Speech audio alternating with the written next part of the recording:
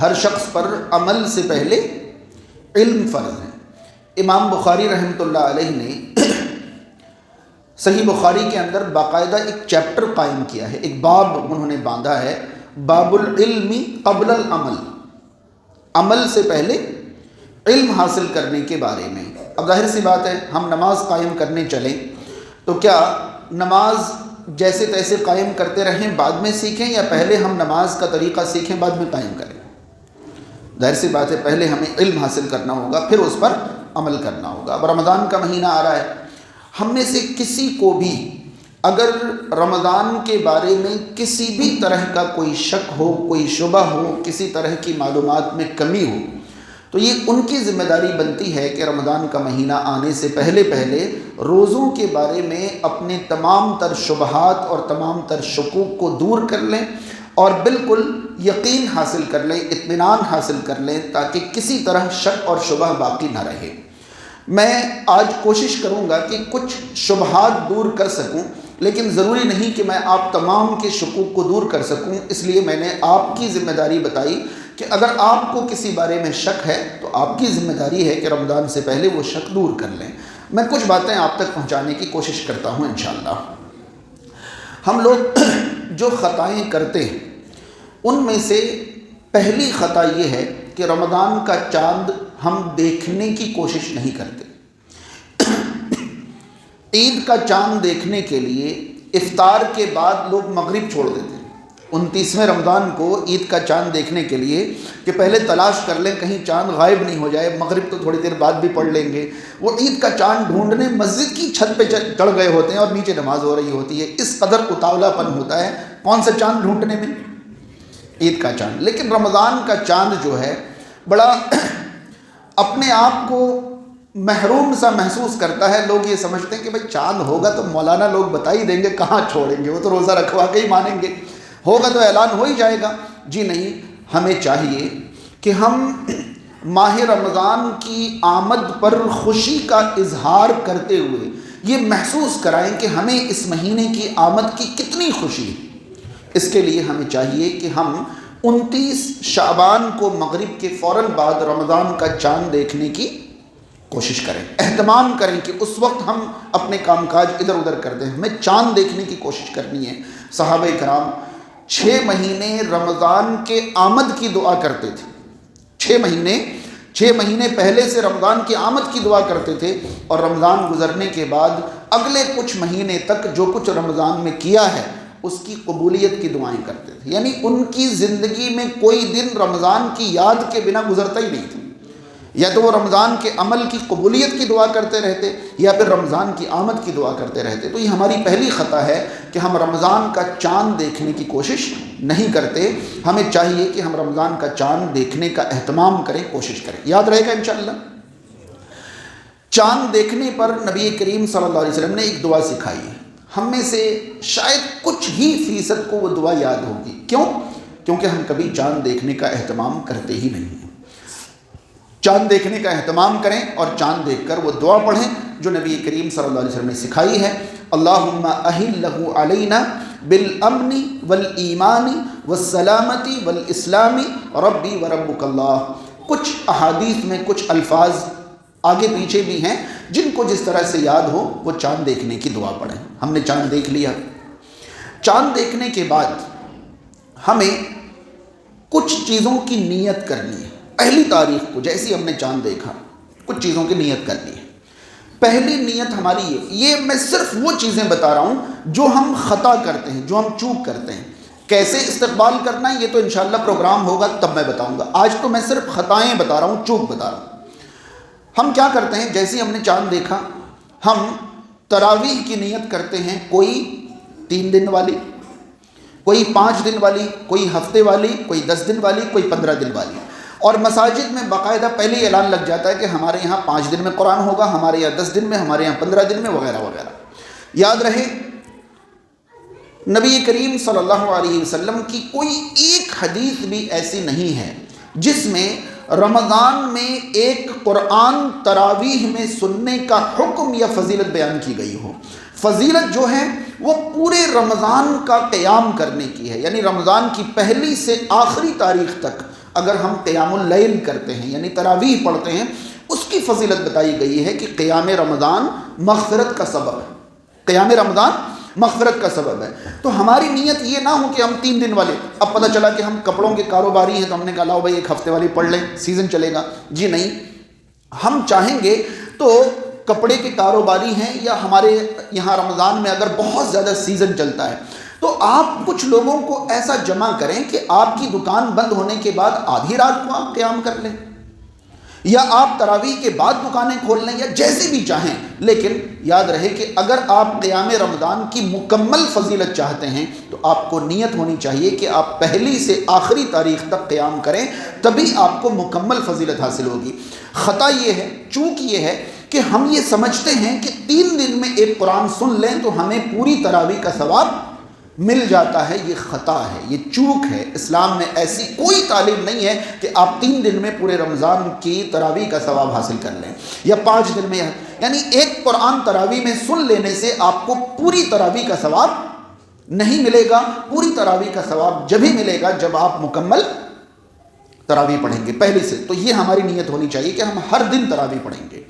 دوسری بات یہ کہ دیکھیں رمضان کے مہینے میں 30 دن ایک جیسا آپ کا نہیں گزرے گا۔ کبھی کبھار آپ کی طبیعت بہت اچھی محسوس ہوگی، کبھی طبیعت میں تھوڑا ہلکا پن محسوس ہوگا، کبھی آپ الگ الگ محسوس کریں گے، لیکن پہلے ہی ٹھان لیں کہ طبیعت کیسی بھی ہو مجھے قیام اللیل کرنا ہے انشاءاللہ، اس لیے کہ طبیعت تو آگے پیچھے آپ کر لیں گے، اپنے آپ کو ٹھیک کر لیں گے، مگر یہ رمضان کا مہینہ اگر گزر گیا تو دوبارہ رمضان ملے یا نہ ملے اس بات کی کوئی گارنٹی نہیں ہے۔ لہذا اپنے آپ کو اگر مضبوط رکھیں۔ آپ کو پتہ ہے نا، ایک کہاوت ہم زمانے سے سنتے آ رہے ہیں، یقیناً آپ نے بھی سنا ہوگا، ہمت مرداں مدد خدا۔ پتہ نہیں ہم بچپن سے سنتے آ رہے ہیں، حالانکہ صرف ایک کہاوت ہے، لیکن کبھی بھی کہاوتیں بے بنیاد نہیں ہوتی ہیں۔ کیسا ہے؟ ہمت مرداں مدد خدا کا مطلب یہ ہوتا ہے کہ اگر آپ کی ہمت مضبوط ہے تو آپ کے ارادے کو مکمل کرنے کی مدد اللہ تعالیٰ فرمائی دیتا ہے، مگر آپ کا ارادہ ہی کمزور ہے تو ظاہر سی بات ہے ہر چیز آپ کو پیچھے کھینچ لے گی، لیکن اگر آپ کا عزم ہے کہ نہیں مجھے کرنا ہے تو پھر مدد تو اللہ تعالیٰ کی حاصل ہو ہی جائے گی۔ بات سمجھ رہے ہیں؟ یاد رہے کہ ہمیں پہلے ہی یہ عزم کر لینا ہے کہ ہمیں پورے رمضان ایک دن بھی قیام نہیں چھوڑنا ہے انشاءاللہ۔ پھر اگر طبیعت اوپر نیچے بھی ہوگی اللہ کی مدد انشاءاللہ شامل ہوگی، مگر عزم ہونا چاہیے، ارادہ ہونا چاہیے۔ تو 3 دن 5 دن والا ارادہ چھوڑیں اور ارادہ پورے مہینے کا کریں۔ اسی طرح دوسری نیت جو ہے روزے کی ہے۔ چاند دیکھتے ہی آپ نیت کر لیں کہ مجھے مہینے بھر روزہ رکھنا ہے۔ اس سے کیا فائدہ ہوگا کہ اگر کسی دن روزے کی نیت میں کوئی چوک ہو گئی تو یہ نیت مہینے بھر کے لیے کام کر جائے گی۔ علماء کرام نے نیت کی جو تقسیم کی ہے اس میں یہ بتایا ہے کہ اگر کوئی شخص رمضان کی شروعات میں پورے مہینے کی روزوں کی نیت کر لیتا ہے تو ہر دن وہ الگ سے نیت کرے یا نہ کرے یہ نیت کافی ہو جاتی ہے۔ تو شروع میں ہی آپ نیت کر لیں کہ مجھے پورے مہینے کا روزہ رکھنا ہے، آپ نے نیت کر لی۔ اب پورے مہینے کی نیت کے ساتھ ساتھ ظاہر سی بات ہے ہر رات بھی آپ نیت کر کے ہی سوئیں گے، جیسی تراویح پڑھ کر آئیں گے اگر آپ سو رہے ہیں تو آپ کی نیت ہوگی کہ ابھی سحری میں اٹھنا ہے، روزہ رکھنا ہے، تو پھر تو آپ نیت سے رات گزار ہی رہے ہیں۔ تو ہر رات تو نیت ہونی چاہیے، لیکن شروع میں ہی ہاں اگر آپ نے پورے رمضان روزے کی نیت کر لی ہے، بیچ میں آپ کی طبیعت خراب ہو جاتی ہے، آپ روزہ چھوڑ سکتے ہیں، کوئی مسئلہ نہیں۔ ایسا نہیں ہے کہ آپ نے شروع میں پورے مہینے کی نیت کری ہے تو اب آپ مریں یا جییں رکھنا ہی ہے، جی نہیں۔ اگر آپ کو درمیان میں کوئی پریشانی آتی ہے تو آپ روزہ چھوڑ سکتے ہیں، سفر میں جا رہے ہیں تو آپ روزہ چھوڑ سکتے ہیں، اگر کوئی مسئلہ نہیں پیش آیا تو آپ پورا مہینہ روزہ رکھیں۔ یہ چیزیں سمجھ میں آ گئی۔ اس کے بعد اگلی خطا ہم کرتے ہیں سحری اور افطاری میں۔ کس میں؟ سحری اور افطاری میں۔ یا نیت کے بارے میں پہلے وہ بات پوری کر دی جائے، جیسے ہم نے مہینے کی شروعات میں پورے مہینے کی نیت کر لی، ایک تو یہ ہے۔ دوسرا، ہر رات آپ کو روزے کی نیت سے رات گزارنی ہے۔ سنن نسائی کی ایک حدیث ہے کہ جس نے روزے کی نیت سے رات نہیں گزاری اس کا روزہ نہیں، اور ابو داؤد کی حدیث ہے کہ جس نے فجر سے پہلے روزے کی پختہ نیت نہیں کی اس کا روزہ نہیں۔ اس کا مطلب رمضان میں تو روزے کی نیت ہونی چاہیے، رات میں بھی فجر میں بھی روزے کی نیت تو آپ کے دل میں رہنی چاہیے یہ، مگر روزے کی نیت سحری کے وقت زبان سے کرنا یہ شریعت کی تعلیم نہیں ہے، یہ بھی روزے داروں کی خطا ہے۔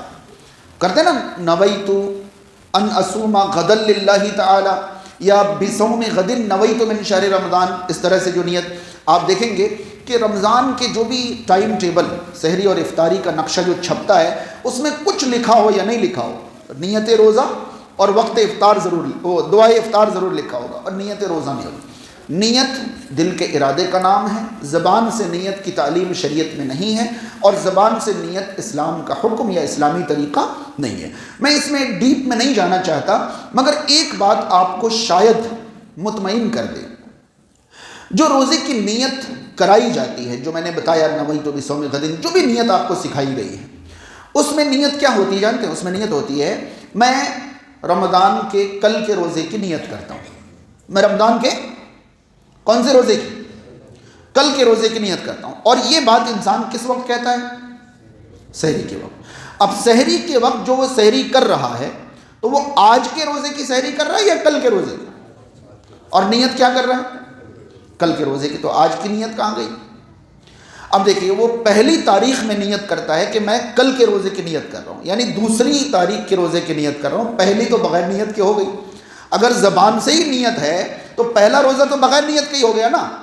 یہ بتائیے، چاند کی تاریخ تو مغرب سے ہی آج ہو جاتی ہے، سورج کی تاریخ بھی رات کو 12 بجے کے بعد آج ہو جاتی ہے، یہ فجر سے تھوڑی دیر پہلے کل کے روزے کی نیت کون سے روزے کی ہو رہی ہے؟ بھئی یہ تو دنیا کے کسی بھی کیلنڈر میں کل نہیں ہے، ہر کیلنڈر میں کیا ہوگا؟ تو ہونا چاہیے کہ میں آج کے روزے کی نیت کرتا ہوں، جی نہیں، کل کے روزے کی نیت کرتا ہوں۔ تو پہلا روزہ بغیر نیت کے، پہلے روزے کو دوسرے کی، دوسرے کو تیسرے کی، تیسرے کو چوتھے کی، چلتے چلتے آخری روزے میں عید کے روزے کی نیت ہو جاتی ہے، جبکہ عید کا روزہ حرام ہے۔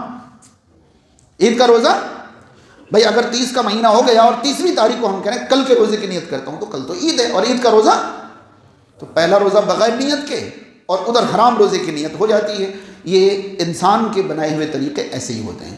اللہ تعالیٰ نے دل میں ارادے کا حکم دیا ہے، اور نبی کریم صلی اللہ علیہ وسلم کی تعلیم یہی ہے، شروع میں پورے مہینے کی نیت ہو، ہر رات آپ روزے کی نیت کر کے سوئیں، اور سحری کے وقت میں پھر مضبوط ارادہ کریں کہ مجھے ہر حال میں روزہ پورا کرنا ہے، یہ نیت ہونی چاہیے، یہ روزے کی نیت ہے۔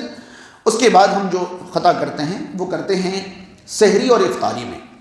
سحری میں ہم کیا کرتے ہیں، یا تو اتنی جلدی سحری کر لیتے ہیں کہ فجر کی نماز کے لالے پڑ جاتے ہیں، 1 گھنٹہ 1.5 گھنٹہ پہلے ہم نے سحری کر لیا، اور اس کے بعد ہم زبردستی ٹھوکریں کھا رہے ہیں۔ کبھی کبھار ہم اونگتے ہوئے نماز حاصل کر لیتے ہیں، کبھی کبھار ہم چوک جاتے ہیں۔ نبی کریم صلی اللہ علیہ وسلم نے سحری میں تاخیر کو پسند فرمایا، اس کی فضیلت بیان کی ہے، اس کی رغبت دلائی ہے کہ سحری میں تاخیر پسندیدہ ہے۔ مگر جو ہمارے ساتھی ہیں وہ تاخیر کو اتنا سیریس لے لیتے ہیں کہ وہ اذان کے بنا سحری نہیں کرتے، ان کی زندگی میں کوئی سحری بغیر اذان کے ہوئی نہیں ہے۔ تو تاخیر کا یہ مطلب ہرگز نہیں ہے۔ یاد رہے، آپ دنیا کے محققین علماء کی تحقیق پڑھیں کہ اگر طلوع فجر کے بعد مسجد میں اذان ہو رہی ہے اور اس کے بعد جان بوجھ کر بغیر کسی مجبوری کے انسان کھا یا پی رہا ہے، تو محققین علماء کہتے ہیں کہ فجر کے بعد اس نے کھایا پیا، جبکہ طلوع فجر کے بعد امساک ضروری ہے، یعنی رک جانا ضروری ہے۔ بات سمجھ رہے ہیں؟ تو سحری میں تاخیر پسندیدہ ہے، مگر اذان کے وقت سے پہلے ہر حال میں سحری مکمل ہو جانی چاہیے۔ تو اذان سے پہلے کوئی 5 منٹ پہلے کر لیں، 10 منٹ پہلے کر لیں، 8 منٹ 7 منٹ پہلے کر لیں، یعنی اذان سے قریب قریب سحری پوری ہو، گھنٹوں پہلے بھی نہ ہو اور اذان کے بعد بھی ہم کھا رہے ہیں یہ بھی نہ ہو۔ کچھ لوگ سحری کر کے بیٹھے ہوتے ہیں، جیسے ہی مؤذن اللہ اکبر اللہ پانی دینا پانی دینا، یہ بالکل مناسب طریقہ نہیں۔ آپ روزہ امساک کا مطلب کھانے سے رکنا بھی ہوتا ہے اور پینے سے۔ آپ اذان کے بعد کیسے پی رہے ہیں؟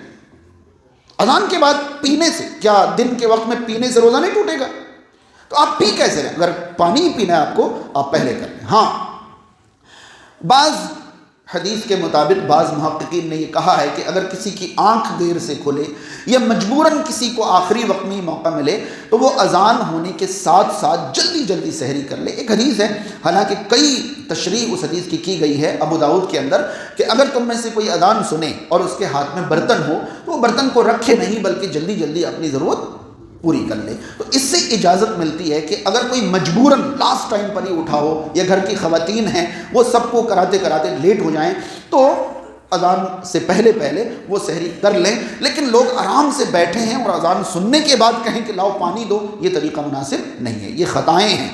بہت جلدی سحری کر لینا یہ بھی چوک ہے، اور اذان تک سحری کو ٹالنا یہ بھی چوک ہے. تاخیر سے کریں لیکن بہرحال اذان سے پہلے، کچھ پہلے سحری مکمل ہونی چاہیے، پانی وانی سب کچھ مکمل ہو جانی چاہیے. ٹھیک ہے، یہ سحری کا ہو گیا. اس کے بعد افطار میں ہم کیا کرتے ہیں؟ نبی کریم صلی اللہ علیہ وسلم نے افطار میں جلدی کو پسند فرمایا ہے. افطار میں جلدی کو پسند فرمایا ہے اور افطار میں تاخیر کو پسند نہیں فرمایا. ہمارے معاشرے میں الٹا ہوتا ہے، سحری میں جلدی اور افطار میں تاخیر، جبکہ دونوں چیزیں پسندیدہ نہیں. سحری میں تاخیر پسند ہے، افطار میں جلدی پسند ہے. دیکھیے میں نے ابھی آپ کو بتایا کہ سحری میں تاخیر کا مطلب یہ نہیں کہ اذان تک پہنچ جائیں. ٹھیک اسی طرح افطار میں جلدی کا مطلب یہ نہیں کہ سورج ڈوبنے سے پہلے افطار کر لیں. ظاہر سی بات ہے، جلدی کا مطلب کیا ہے؟ نمازیں جلدی پڑھنا افضل ہے. تو کیا مطلب؟ ٹائم ہونے سے پہلے پڑھنا افضل ہے؟ ہاں، ٹائم ہونے کے بعد تاخیر نہ کرنا، یہی تو اول وقت میں نماز ہے نا. اگر آپ سے یہ کہا جائے کہ اول وقت میں نماز افضل ہے تو نماز کا وقت ہونے کے بعد یا ہونے سے پہلے؟ ہونے کے بعد. افطار کا وقت ہونے کے بعد تاخیر نہ کریں. یاد رہے ہماری مساجد میں یہ آپ دیکھ سکتے ہیں ادھر دروازے کے پاس یہ دائمی کیلنڈر لگا ہوا ہے. یہ دائمی کیلنڈر جو ہوتا ہے یہ ہمیشہ کے لیے ٹائمنگ لکھی ہوتی ہے اس میں، یعنی سال کی کس تاریخ میں فجر کا ٹائم کیا ہے، ظہر کا ٹائم کیا ہے، عصر کا ٹائم کیا ہے، مغرب کا ٹائم کیا ہے، عشاء کا ٹائم کیا ہے، یہ اس میں لکھا ہوتا ہے. ٹھیک ہے، اور یہ 1 سال 2 سال کا کیلنڈر نہیں ہے، بلکہ یہ جب تک دنیا باقی رہے گی تب تک کا کیلنڈر ہے. کیونکہ ہر سال آج کی تاریخ میں سورج نکلنے اور ڈوبنے کا ٹائم سیم ہوتا ہے. ہر سال، سمجھ رہے ہیں؟ آج فروری کی جتنی تاریخ ہے، آج جتنے بج کر جتنے منٹ پر سورج نکلا ہے اور جتنے منٹ پر سورج ڈوبے گا، ہر سال فروری کی اتنی تاریخ کو یہی سورج کا طریقہ رہے گا. لہٰذا یہ دائمی کیلنڈر، یہ ہمیشہ کا کیلنڈر ہے. ٹھیک ہے، اتفاق کی بات یہ ہے کہ یہ کیلنڈر اس شہر کے ایک مانی جانی شخصیت نے تیار کیا ہے جن کو وجیہ الدین صاحب اور خطیب اعظم خطیب ہند کے نام سے جانا جاتا تھا. یہ ان کا تیار کیا ہوا ہے. اگر کوئی یہ سمجھے کہ بھائی ان کا تو کیلنڈر ہی الگ ہے، ان کا تو نقشہ ہی الگ ہے، ان کا تو دین ہی الگ ہے، شریعت ہی الگ ہے، تو آپ کم سے کم انہیں یہ محسوس کرائیں کہ چلو اور چل کے دیکھو ان کے یہاں جو کیلنڈر لگا ہے، جو نقشہ لگا ہے، وہ ان کا بنایا ہوا ہے ہی نہیں، وہ تو تمہارا بنایا ہوا ہے. تو یہ وجیہ الدین صاحب کا نقشہ یہاں ٹنگ رہا ہے. اور مزے کی بات یہ ہے کہ یہ اوپر کے 2 حصے جو ہے نا، ان میں سے ایک حصے میں آپ دیکھیں گے تو اس کے اندر لکھا ہوا ہے کہ سورج ڈوبنے کا ٹائم افطار کا ٹائم ہے. اس میں لکھا ہوا ہے سورج ڈوبنے کا ٹائم افطار کا ٹائم ہے، لیکن 3 منٹ احتیاط کرنا مناسب ہے. 3 منٹ احتیاط کرنا مناسب. اب دیکھیے میں آپ کو ایک جملہ امانت کے طور پر دے رہا ہوں. مغرب کا ٹائم افطار کا ٹائم ہے، یہ وجیہ الدین صاحب کا جملہ ہے یا شریعت کا جملہ ہے؟ بہت سوچ سمجھ کر جواب دیں. سورج ڈوبنے کا وقت ہی افطار کا وقت ہے، یہ ان کا جملہ ہے یا شریعت کا جملہ ہے؟ مگر 3 منٹ احتیاط مناسب ہے، یہ شریعت کا جملہ ہے یا ان کا جملہ ہے؟ فرق سمجھ میں آیا؟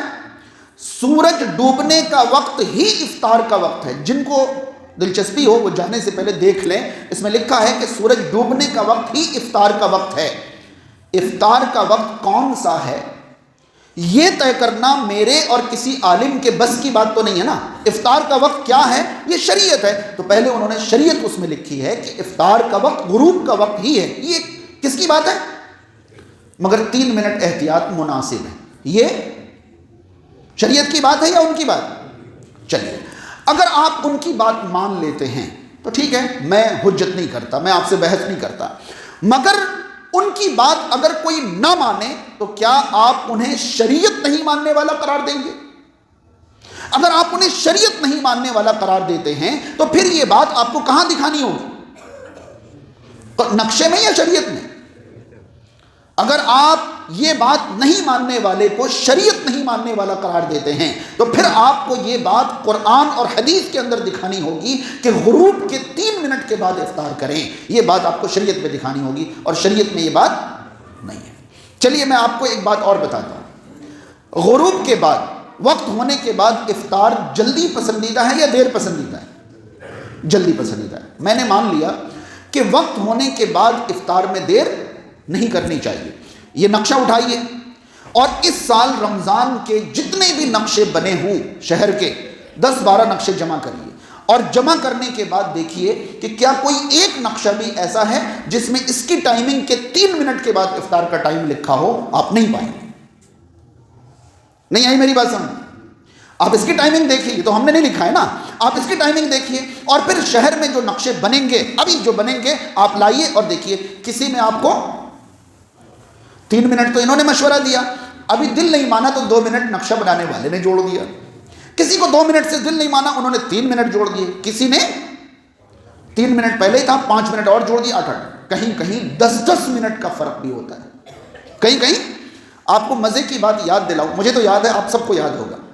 پچھلے سال ہماری مسجدوں کے علاوہ کچھ مساجد میں صحیح وقت پر افطار کے سائرن بجا دیے گئے تھے، کہیں پر اذان کہہ دیے گئے تھے، کہیں روزہ افطار کروا دیے گئے تھے، تو باقاعدہ فتویٰ شائع ہو گیا تھا، اخبار پہ خبر آ گئی تھی. یاد ہے آپ لوگوں کو یا نہیں؟ مگر ان میں سے کوئی بھی سائرن یا کوئی بھی روزہ افطار کا اعلان اس نقشے سے پہلے نہیں ہوا تھا، اس نقشے کے بعد ہی ہوا تھا. اب میں آپ کو یقین دلاتا ہوں کہ ہمارے یہاں سے جو نقشہ افطار کا آپ کو ملے، آپ دیکھنا ہم نے صرف گھڑی کی ٹائمنگ کے احتیاط کے طور پر افطار میں 1 منٹ کا احتیاط رکھا ہے، اور سحری میں 1 منٹ کا.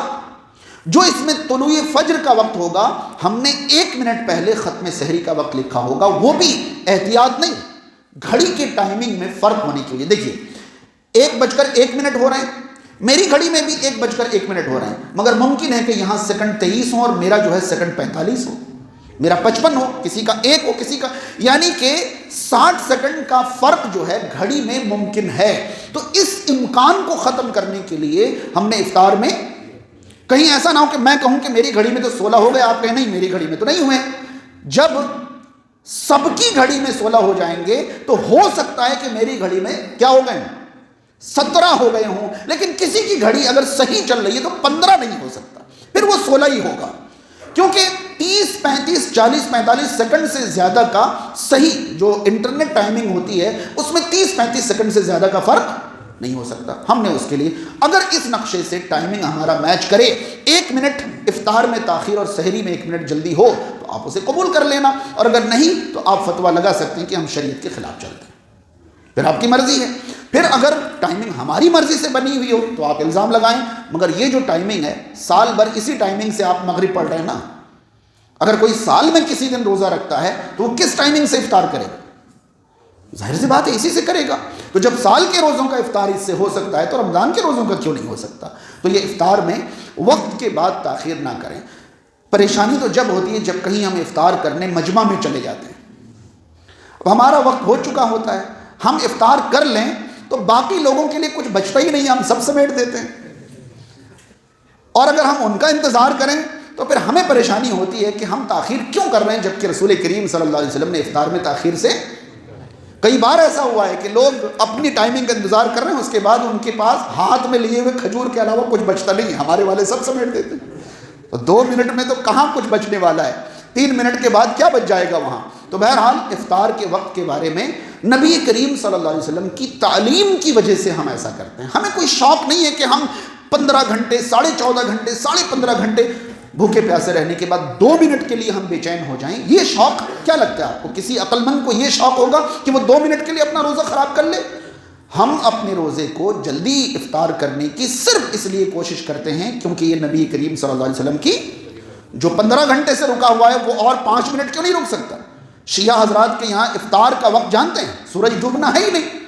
شیعہ حضرات کے یہاں روزہ افطار کا ٹائم ہے سورج ڈوبنے کے بعد ستارے طلوع ہو جائیں، اندھیرا چھا جائے، آپ نماز پڑھ کے آ جائیں، اس کے بعد ان کے یہاں افطار ہوتا ہے. تو بھائی جن کو رکنا ہوگا وہ اتنا بھی رک جائے گا. مگر نبی کریم صلی اللہ علیہ وسلم کی تعلیم افطار میں جلدی کی. ٹھیک ہے. رمضان کے دنوں میں ہم سے جو خطائیں ہوتی ہیں ان میں سے کچھ کا تذکرہ کروں۔ ایک خطا یہ ہوتی ہے کہ ہم سمجھتے ہیں کہ تھوک نگلنے سے روزہ ٹوٹ جاتا ہے، اور کئی لوگ صبح اٹھتے ہی تھوکنا شروع کر دیتے ہیں اور تھوڑی دیر کے بعد حلق خشک کر لیتے ہیں۔ یاد رہے، تھوک نگلنا انسان کی پوری زندگی کا ایک فطری عمل ہے، ایک نارمل پروسیس ہے۔ اگر کوئی رمضان کی حالت میں گلا تر کرنے کے لیے منہ میں تھوک جمع کر کے نکلے تب اس کا روزہ ٹوٹ جائے گا۔ آئی بات سمجھ میں؟ یعنی اب وہ پیاس بجھانے کی کوشش کر رہا ہے، مگر جو منہ میں تھوک آ رہا ہے اسے نگلنا، اب ظاہر سی بات ہے میں آدھے گھنٹے سے آپ کے درمیان کھڑا ہوں گا، میرے منہ میں جتنی تھوک آئے گی کیا میں ہر بار باہر جا کے آؤں گا خطبہ دینے کے لیے؟ پھر تو 3 گھنٹے میں خطبہ مکمل ہوگا۔ آپ سب لوگ اتنی دیر سے بیٹھے ہوئے ہیں، کیا ہر آنے والی تھوک کو آپ باہر پھینک کر آئیں گے؟ یہ طریقہ نہیں ہوتا ہے۔ نارمل پروسیس ہماری پوری زندگی کا یہ ہے کہ ہم منہ میں بننے والی تھوک کو نگلتے رہتے ہیں، اس سے ہمارا سسٹم چلتا رہتا ہے۔ روزے میں بھی یہی پروسیس ہے، ہم تھوک کے علاوہ کوئی ایکسٹرا چیز آ جائے اسے باہر جا کر تھوک کے آ جائیں، اور اگر آپ تھوک منہ میں جمع کر کے نگلتے ہیں تب آپ کا روزہ خراب ہوگا، ورنہ نہیں۔ ایسی روزے کی حالت میں کچھ لوگ یہ سمجھتے ہیں بال نہیں کاٹنے چاہیے، ناخن نہیں کاٹنے چاہیے، صاف صفائی نہیں کرنی چاہیے، وغیرہ وغیرہ۔ یہ ساری چیزیں آپ روزے کی حالت میں کریں، کوئی مسئلہ نہیں، کوئی مسئلہ نہیں ہے ان سب چیزوں سے، ناخن وغیرہ کاٹنے سے کوئی مسئلہ نہیں ہے۔ ایسے ہی کچھ لوگ یہ سمجھتے ہیں کہ روزے کی حالت میں ناک، کان میں، آنکھ میں دوائی نہیں ڈالنی چاہیے۔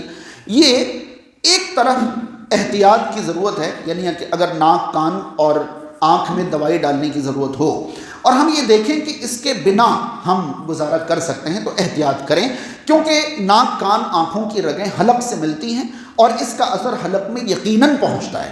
تو اگر بچنے کی گنجائش ہے تو ٹھیک ہے، کوئی مسئلہ نہیں، لیکن اگر شدید درد ہے کان میں، ناک میں، آنکھ میں، تو آپ بالکل دوائی استعمال کر سکتے ہیں، کیونکہ دنیا میں کوئی بھی معاشرہ حلق میں دوائی پہنچنے کو غذا استعمال کرنے کا نام تو نہیں دیتا۔ کوئی یہ تو نہیں کہتا کہ اس نے کھا لیا یا پی لیا، جی نہیں۔ اگر ضرورت ہے تو انشاءاللہ دوائی بھی ڈال سکتے ہیں، جس طرح سرما ڈالنے کی اجازت ہے اسی طرح ناک، کان، آنکھ میں دوائی بھی ضرورت پڑنے پر ہم ڈال سکتے ہیں انشاءاللہ۔ رمضان میں ہونے والی غلطیوں میں سے ایک بڑی غلطی ہماری یہ ہوتی ہے کہ ہم سفر کے بارے میں یہ سوچتے ہیں کہ سفر میں روزہ رکھیں یا نہیں رکھیں۔ یاد رہے، سفر میں روزے کی 3 حالتیں، کتنی؟ 3 حالتیں۔ اگر آپ کسی ایسے سفر میں جا رہے ہیں جہاں آپ کو بالکل پریشانی نہیں ہے، بڑی آسانی ہے، بڑا اطمینان ہے، تب بھی آپ کو روزہ چھوڑ دینے کی اجازت ہے، مگر رکھ لینا افضل ہے۔ رکھ لینا، یاد رہے، مجرد سفر یعنی صرف سفر روزہ چھوڑنے کی اجازت کے لیے کافی ہے۔ روزے میں پریشانی ہو یا نہ ہو، اگر آپ سفر میں ہیں آپ کو اختیار ہے کہ آپ روزہ چاہیں تو رکھیں۔ میں نے ابھی ایک آیت پڑھی تھی سورہ بقرہ کی آیت نمبر 185۔ اللہ تعالیٰ فرماتا ہے شہر رمضان الذی انزل فیہ القرآن ھدی للناس وبینات من الھدی والفرقان۔ یہاں پر اللہ تعالیٰ نے فرمایا کہ رمضان کا مہینہ وہ مہینہ ہے جس میں قرآن نازل کیا گیا۔ اس کے بعد آگے اللہ تعالیٰ نے فرمایا کہ فمن شہد منکم الشہر فلیصمہ، جو اس مہینے میں حاضر رہے یعنی اپنے مقام پر رہے اس کے لیے ضروری ہے کہ وہ روزہ رکھے۔ لیکن فمن کان منکم مریضا او علی سفر فعدۃ من ایام اخر، مگر تم میں سے جو شخص مریض ہو یا سفر میں ہو تو وہ گنتی بعد کے دنوں میں پوری کر لے، یعنی بعد کے دنوں میں وہ روزے رکھ لے۔ یعنی مرض اور سفر روزہ چھوڑنے کی اجازت دیتے ہیں، چاہے اس میں مشقت ہو یا نہ ہو، لیکن بعد میں یہ روزے کیا کرنے پڑیں گے؟ قضا کرنے پڑیں گے، بعد میں یہ روزے رکھنے پڑیں گے۔ تو سفر کی پہلی حالت یہ ہے کہ مشقت نہیں ہے تو روزہ رکھ لینا افضل ہے اور چھوڑ دینا جائز ہے۔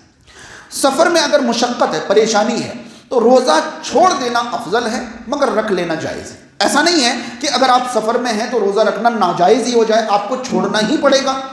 کچھ لوگ یہ سمجھتے ہیں کہ بھائی سفر میں تھوڑی سی پریشانی تو ہوگی مگر ابھی رکھ لوں گا تو رکھ ہی لوں گا، بعد میں رکھنے میں کیا ہوتا ہے؟ پریشانی ہو جاتی ہے، کئی بار چھوٹ جاتا ہے، کئی بار بھول جاتے ہیں، میں تو رکھ ہی لوں گا۔ اگر کوئی سفر میں بھی روزہ رکھنا چاہتا ہے تو اسے اجازت ہے، لیکن اگر مشقت ہے، پریشانی ہے، سفر میں دشواری ہے تو روزہ نہیں رکھنا زیادہ افضل ہے۔ مگر تیسری حالت یہ بھی ہو سکتی ہے کہ آپ سفر میں جا رہے ہیں، آپ کو پتہ ہی نہیں ہے کہ مشقت ہونے والی ہے یا نہیں، پریشانی ہوگی یا نہیں ہوگی آپ کو پتہ ہی نہیں ہے، تو آپ کو برابر اختیار ہے، چاہیں تو روزہ رکھ لیں، چاہیں تو روزہ چھوڑ دیں۔ مشقت ہے تو رکھنا افضل نہیں ہے چھوڑ دینا افضل ہے، مشقت نہیں ہے تو رکھ لینا افضل ہے، اور پتہ نہیں ہے تو جو چاہیں آپ کریں، کیونکہ سفر میں روزہ رکھنے اور چھوڑنے دونوں کی اجازت موجود ہے۔ حالت روزہ میں ہونے والی ایک بڑی غلطی میں آپ کو محسوس کرانا چاہوں گا، خاص طور پر جو نیچے خواتین ہیں میں ان کی بھی توجہ چاہوں گا۔ کئی بار روزے کے ٹائم پر ایسا ہوتا ہے کہ سحری کے وقت ہمارا جسم پاک نہیں ہوتا ہے، سحری کے وقت ہمارا جسم پاک نہیں ہوتا ہے، چاہے احتلام کی وجہ سے ہو یا ہم بستری کی وجہ سے ہو یا حیض اور نفاس سے پاکی کی وجہ سے ہو، سحری کے وقت میں ہمارا جسم پاک نہیں ہے۔ ہمیں کس چیز کی ضرورت ہے؟ غسل کی ضرورت ہے کہ غسل کے بعد ہم پاک ہو جائیں گے۔ تو عام طور پر لوگ یہ سمجھتے ہیں کہ ناپاکی میں روزہ نہیں رکھ سکتے اور ناپاکی میں روزہ نہیں ہوتا ہے، یہ بات خطا ہے، یہ چوک ہے۔ آپ ناپاکی کی حالت میں سحری کریں، روزہ شروع کریں، اور فجر کی اذان ہو جائے، نماز کا وقت ہو، آپ نہائیں اور فجر کی نماز پڑھ لیں۔ یعنی ناپاکی کی حالت میں سحری کرنے سے آپ کے روزے میں کوئی کمی نہیں آتی ہے۔ ایسا نہیں کہ سحری سے پہلے آپ کو پتہ ہے نا سحری کا وقت کتنا تنگ ہوتا ہے، پتہ چلا کہ 10-15 منٹ سحری کا آپ کے پاس وقت ہے، آپ نہانے چلے گئے اور سحری کا وقت، جی نہیں، آپ اسی حالت میں سحری کریں، ناپاکی کی حالت میں، چاہے وہ احتلام سے ناپاک ہوں یا ہم بستری سے ناپاک ہوں یا کوئی حیض سے عورت پاک ہوئی ہو، وہ نہانا چاہتی ہو، ابھی نہیں نہائی ہے، بغیر غسل کے وہ آرام سے سحری کریں۔ سحری کے بعد یہ نہیں کہ اب شرم آ رہی ہے، صبح 9 بجے نہائیں گی، 10 بجے نہائیں گی یا دن میں ظہر سے پہلے نہائیں گی، یہ نہیں، فجر کی نماز تو آپ پر فرض ہے نا بھائی، سحری کی اجازت تو آپ کو تھی کہ آپ بغیر نہائے سحری کر لی آپ نے، فجر کی نماز تو آپ پر فرض ہے نا، تو فجر کے وقت میں آپ کو نہانا ہوگا، فجر ختم ہونے سے پہلے اگر آپ تاخیر کر رہے ہیں تو سورج نکلنے سے پہلے آپ کو نہا کر فجر کی نماز قائم کرنی ہے۔ یہ عام طور پر لوگ سمجھتے ہیں کہ اس طرح روزہ نہیں ہوتا ہے، یہ بڑی خطا ہے۔ ایک آخری چیز بتا کر میں اپنی گفتگو ختم کروں۔ رمضان میں ہم اور آپ ایسا سمجھتے ہیں کہ سحری میں یہ کھا لینے سے پیاس کم ہو جائے گی، یہ کھا لینے سے بھوک کم ہو جائے گی، ایسا کر لینے سے روزہ آسان ہو جائے گا، ویسا کر لینے سے روزہ آسان ہو جائے گا۔ یہ پسندیدہ نہیں ہے۔ بہت سارے لوگ باقاعدہ انٹرنیٹ پر سرچ کرتے ہیں اور یہ دیکھتے ہیں کہ بھائی الائچی کھائیں گے تو پیاس نہیں لگے گی، ایسا کریں گے تو بھوک نہیں لگے گی۔ یاد رہے روزے کا ایک بڑا مقصد ہے آپ کو بھوک محسوس کرانا، آپ کو پیاس محسوس کرانا، تاکہ دنیا میں جو لوگ غریب ہیں، فاقہ کرتے ہیں، بھوکے رہتے ہیں، پیاسے رہتے ہیں، جنہیں کھانا پینا میسر نہیں ہوتا ہے، ان کو کیسی تکلیف ہوتی ہے یہ آپ محسوس کر سکیں۔ آپ کو پتہ ہے سائنٹیفکلی انسان کا معدہ اگر بالکل خشک ہو جائے، خالی ہو جائے، یعنی اس میں نہ پانی ہو نہ کھانا ہو، تو معدے سے جو سانس آتی ہے وہ بدبودار ہو جاتی ہے۔ نبی کریم صلی اللہ علیہ وسلم نے روزے دار کے منہ سے آنے والی اس بدبو کو اللہ کے نزدیک مشک عنبر سے زیادہ خوشبودار قرار دیا۔ لَخَلُوفُ فَمِ الصَّائِمِ أَطْيَبُ عِندَ اللَّهِ مِن رِيحِ الْمِسْكِ، یہ صحیح بخاری کی حدیث ہے کہ روزے دار کے منہ سے آنے والی بو اللہ کے یہاں مشک عنبر سے زیادہ خوشبودار ہے۔ اندازہ لگائیے آپ کو بھوک ہی نہیں لگے گی، آپ کو پیاس ہی نہیں لگے گی، تو یہ مشک عنبر والی ہوا کہاں سے آئے گی؟ جب تک معدہ خشک نہیں ہوگا، جب تک معدہ خالی نہیں ہوگا، تو یہ اسلام چاہتا ہے کہ آپ محسوس کریں۔ یاد رہے کہ نبی کریم صلی اللہ علیہ وسلم کے زمانے میں سحری کیا ہوتی تھی؟ اندازہ ہے آپ کو کیا سحری کرتے تھے؟ وہ کھجور کھایا، پانی پی لیا۔ ہم تو ٹائم دیکھتے نا کہ ابھی اتنے ٹائم لگیں گے کھانے میں، ان کو 1.5 منٹ لگتے تھے، ایک کھجور چبایا، پانی پی لیا، ہو گئی سحری۔ بہت معمولی سحری کرتے۔ نبی کریم صلی اللہ علیہ وسلم کی تو حدیث ہے کہ سب سے بہترین سحری کھجور ہے، سب سے ٹھیک ہے آپ کھائیں پئیں، آپ کو منع نہیں کیا جا رہا ہے، لیکن اس انداز میں کہ یہ بھی کھا لو، یہ بھی پی لو، یہ تکڑم اپنا لو، یہ کر لو، بھوک نہ لگے، پیاس نہ لگے، اور صبح صبح جو ہے آپ یہ کر رہے ہیں کہ آپ بستر سے نہیں اٹھ رہے ہیں، دھوپ میں نہیں جا رہے ہیں، باہر نہیں نکل رہے ہیں کہ کہیں پیاس نہیں لگ جائے، کہیں بھوک نہیں لگ جائے۔ بھئی آپ نارمل زندگی، یاد ہے آپ کو ہر سال روزے کی حالت میں مسلمانوں کو غیر مسلم دیکھ کر دنگ رہ جاتے ہیں کہ یار تم صبح سے شام تک بھوکے پیاسے رہ کر نارمل زندگی گزار لیتے ہو، ساری چیزیں کر لیتے ہو، کیسے ہوتا ہے ایسا؟ اللہ رب العالمین جیسے جیسے ہم ارادہ کرتے ہیں ویسے ویسے ہماری مدد فرماتا ہے۔ تو یاد رہے کہ ہم روزے کو اتنا کمفرٹ زون میں نہیں لے کر جائیں کہ بھائی روزہ ہے اس لیے ہم ظہر تک سوئیں گے، تاکہ تھوڑی دیر میں کچھ لوگ سحری کرتے ہیں اور سیدھا افطار سے تھوڑی دیر پہلے اٹھ کر ظہر اثر ایک ساتھ پڑھتے ہیں اور دسترخوان پہ بیٹھ جاتے ہیں۔ یہ روزہ نہیں ہوتا ہے. آپ نارمل زندگی جئیں, محسوس کریں کہ آپ بھوک اور پیاس محسوس کر رہے ہیں, اور پھر یہ دیکھیں کہ اگر کسی کو اللہ نے نہیں نوازا ہے, وہ غریب ہے, وہ بھوکا ہے, تو وہ کیسی تکلیف محسوس کرتا ہے. پھر آپ کو لگے گا کہ بھوکوں کو کھانا کھلانا چاہیے, پیاسوں کو پانی پلانا چاہیے, کیونکہ انہیں بڑی تکلیف ہوتی ہے, وہ بڑی شدت محسوس کرتے ہیں, یہ آپ کو لگے. پھر ایک آخری بات اور یاد آ گئی, افطار سے پہلے دعا قبول ہونے کی بات نبی کریم صلی اللہ علیہ وسلم نے کہی ہے. عام طور پر افطار سے پہلے دعا کرنے کا چلن ہمارے گھروں سے ختم ہوتا جا رہا ہے. میں آپ سب سے کہوں گا, آپ سب کو یاد ہوگا کہ ہمارے پیچھے کے جو جنریشن تھے وہ یہ کرتے تھے. مجھے یاد ہے ہمارے دادا اور اس دور کے لوگ, یا ہمارے والد اور اس دور کے لوگ باقاعدہ افطار سے کچھ منٹ پہلے سب کچھ تیار کر کے دسترخوان پر بیٹھ جاتے تھے اور دعائیں کرتے تھے. ہمارا کیا ہے, اب جب تک 17-18 آئٹم نہ ہو افطار نہیں ہوگا. اب پتہ چلا کہ عورتوں کو تو کچن کے علاوہ افطار ہی کہیں نصیب نہیں ہوتی. وہ تو بیچاری وہیں آواز لگے پانی پی لو, ہو گیا ٹائم, بس وہ پانی پیتی رہے گی اور اس کے ہاتھ میں وہ چمچ چلتا رہے گا کہ پکوڑے نکال رہی ہیں, فلاں نکال رہی ہیں. ہونا یہ چاہیے کہ ہم وقت سے پہلے مکمل افطار کی تیاری کر کے تمام روزے دار کیا کریں, دسترخوان پر بیٹھیں اور محسوس کریں کہ میرے سامنے کھانے پینے کی مختلف چیزیں رکھی ہوئی ہیں, مجھے شدید بھوک بھی ہے, مگر میں اسے نہیں کھا رہا ہوں کیونکہ میرے رب کا حکم نہیں, کیونکہ میرے رب کا حکم نہیں ہے. ایسی ہی زندگی میں بار بار میرے سامنے ایسے حالات آئیں گے کہ مجھے ضرورت ہوگی, سامنے موقع ہوگا, مگر وہ میرے لیے حرام ہوگا. میں اپنی ضرورت مار لوں گا مگر حرام طریقے سے اپنی ضرورت پوری نہیں کروں گا, کیونکہ میرے سامنے جو کھانا رکھا ہے وہ حرام نہیں ہے, تھوڑی دیر کے لیے حرام. جب حلال ہو جائے گا تو حلال ہو جائے گا, ابھی حرام ہے تو میں حرام سے اپنی ضرورت پوری نہیں کروں گا. یہ تعلیم آپ کو جب ملتی ہے جب آپ افطار سامنے رکھ کر یہ محسوس کرتے ہیں کہ بھوک ہے, کھانا ہے, مگر کھاؤں گا نہیں.